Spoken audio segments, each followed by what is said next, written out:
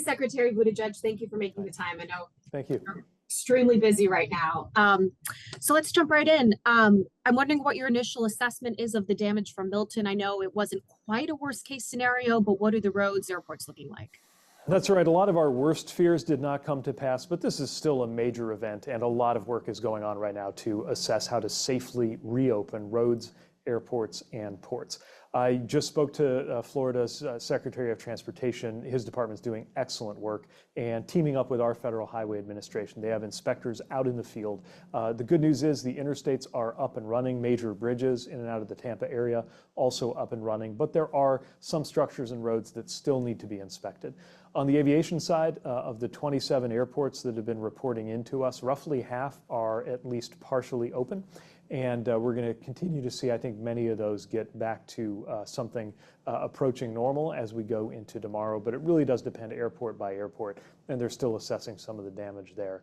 Another thing we're watching very closely is Port Tampa Bay. This is a very important port, especially for energy needs for Florida. Work needs to happen to make sure it is safe for reopening. But as far as the landside port infrastructure there, again, the preliminary indication is that it escaped some of the worst damage we were worried about. And that's something that suggests that they'll be able to reopen relatively soon. Like you, I'm a Midwesterner. I've never had to deal with a hurricane. But what are the biggest, I'm curious, hurdles in clearing the roads? Is it standing water? Is it live cables? What is it, debris? What is it? Certainly from a safety perspective, it is a major concern around any downed power lines or standing water. It's why I know folks who are sheltering in place want to get out and people who evacuated want to go home. But please, please listen to local authorities, police and fire departments and mayors about when and where that is safe. There's a lot of debris removal going on. There already was in the wake of Hurricane Helene, a process sometimes called cut and shove or cut and toss. Crews are out there around the clock doing that work. Of course, that process was interrupted by Milton, but now conditions are making it possible to do that in more and more areas. As you get into the medium term, then the big obstacle becomes the issue of funding, and that's why we have been working to provide funding that tears down that obstacle for local authorities, whether we're talking about the states affected by Hurricane Helene or Florida, and we're in close coordination so that when we get requests for emergency funding, we move those dollars as quickly as possible to help those state DOTs, including FDOT, if they request it, to get that construction and restoration work underway right away. Does DOT have what it needs to provide that funding?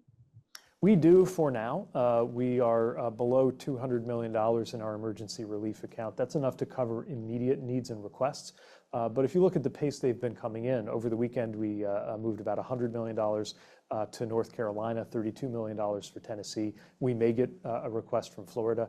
So if you look out to the long term, we're certainly going to need help from Congress. But again, for the immediate requests that we're getting in the today and days to come, we are able to cover those needs. Do you think definitely before hurricane season's over, you'll need more? You know, tough for me to imagine or speculate on an exact timeline. What I'll say is we know that as you look out into next year, there are billions of dollars of unmet need, whether we're talking about hurricane damage or something like the Baltimore bridge collapse earlier this year that we are still working to help Maryland put back together. So there's just no way we're going to meet those needs going into next year without support from Congress and increased funding. Final question, Secretary. Misinformation, unfortunately, has been a unnecessary hurdle that officials like yourself have had to deal with. Anything related to your department that you want to clear up or anything that you're particularly concerned about? You know, we have been very concerned about false statements circulating online. Those can actively hinder or disrupt emergency work, and they really stand in the way of recovery. Residents deserve better. So urging people to listen to trusted sources of information. If you're wondering what FEMA is doing, look at what FEMA directly has to say, not some guy on the internet. Listen to what your mayor and fire department and others have to say, because it really is important to get good information, especially when it comes to requesting and receiving aid.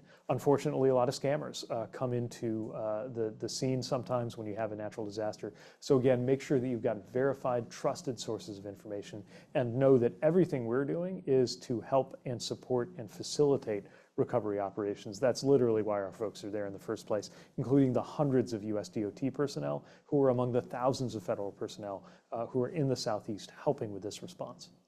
You don't know party, you're not paying attention to party when it comes to the state. Yes. Not at all. I mean, look, I've been talking to senators, mayors, governors. You would never know from the conversation which ones were in the same party as mine. When I talked to Florida's DOT director, you would have no idea that his boss and my boss belong to different political parties. That's not what it's about right now. It's about getting things done, getting people the help they need, and getting communities back to normal.